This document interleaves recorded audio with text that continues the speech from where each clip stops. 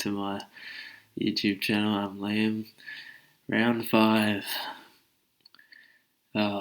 Just a mix of trade-in disasters, a couple of actually monster scores, and just injuries that just sum up my season. Finished with 2,215. Finally a score in the future. Moved up 5,000 spots, but that's nothing when you're up that high. Hopefully this is the start of a decent run. Got back Dangerfield, might lose him again. Brought in Ridley, he'll be gone for a week. Just a round of nightmares. So looking at my team for this week, we've got loads. Ridley. Thank you for reminding me. With 5 out of 8, better than 0 from last week. Ridley. So excited to bring him in for Daniel. It was like, I don't want to play Kaczynski. Need a defender that's going to be top 3, averaging 130.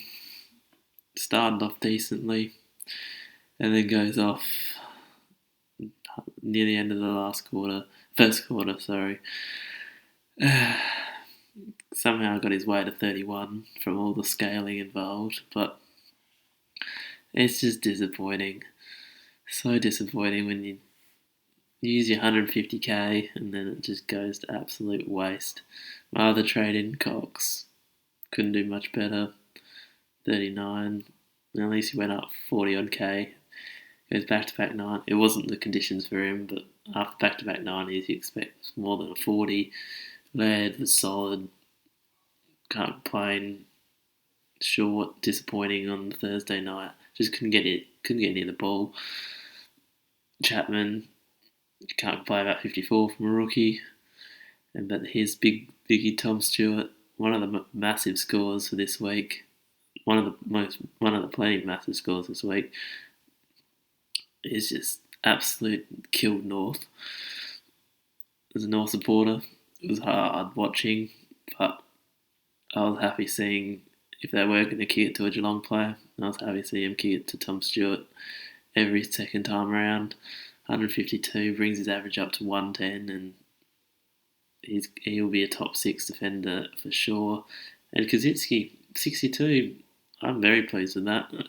Hindsight would be lovely. Would I just held Daniel and played him and saved 150k, but he looked alright up forward for the Hawks. He might not do that every week, but hopefully he can get up to 200k and be a handy little rookie.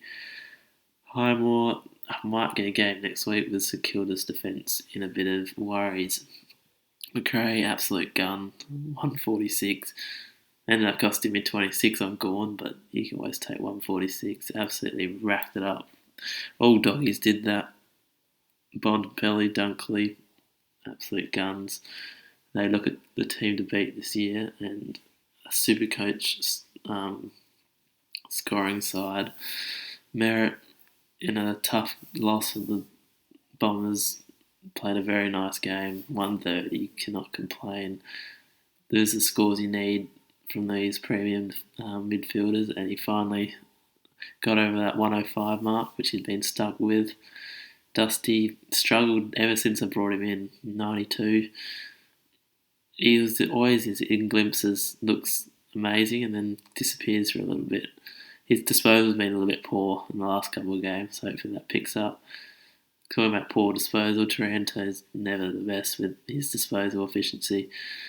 You can't complain at 93. You want more, but it's better than some of the other scores people putting up. With the rookies, Gordon, Powell, very solid 70. You take that each week. Campbell, very disappointing. Actually gone down in price, and if I didn't have any worries with other players, he'd be a trade out this week. Jordan, very solid. I took Scott 61. So I could loop McRae. I don't regret doing that. 15 points. He could have easily scored 25.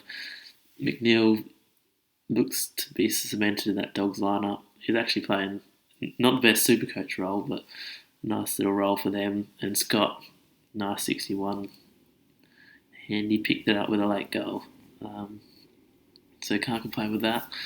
Gorney, just amazing. I'm just catching up on all those people that didn't start, Gorn or Grundy, and I'm safely very happy to have these two in my other comps. I do not only have Grundy, which have stuffed me up, but these two are just absolute guns and won't be moving from my side until 2025, 2026. I don't even know when these guys will retire, but they just seem lockety locks for a long time to come. Hopefully Flynn comes back, but with Giovis winning and Mumford playing very well, might sit there on the pine for a little longer. I don't think Tracy will be one to bring in this week. So after his poor performance, Dunkley, talked about the Dogs, absolutely incredible. Loved his role. He just racks up. He scored about 40 points in the first 10 minutes of that game and just was heading towards 200. But unfortunately, scale it. Unfortunately, 3,300 is max for the total game. So with Bontempelli, McRae, English, all the others, and Norton, Liberatore, Smith, you can't. It'll be hard for one of those to get the 200.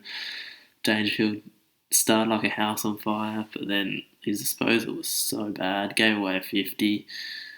Only could double his score from quarter time. Got injured.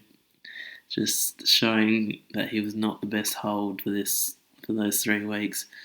Hopefully he comes back. I feel like he has a big score in him, but people are going to get him 150k cheaper in the coming weeks, which will be very disappointing for me, but handy for others. Zeeble, just the seagull back.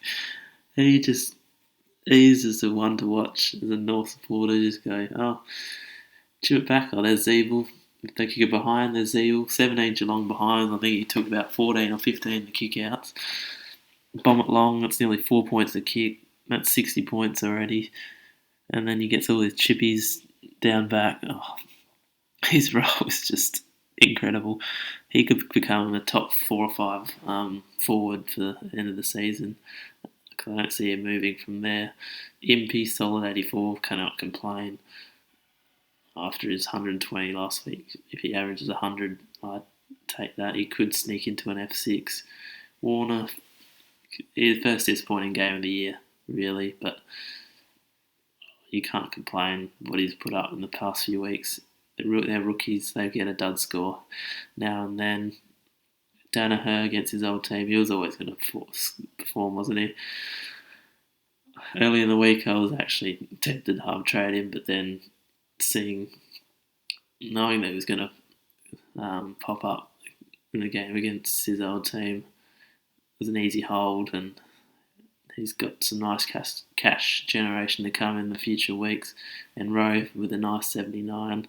Fortunately, I couldn't play him on the field, but over a couple of my other rookies. But that's just the rookie roulette, that is. And Brockman didn't play, but said he was managed, so he's probably back next week.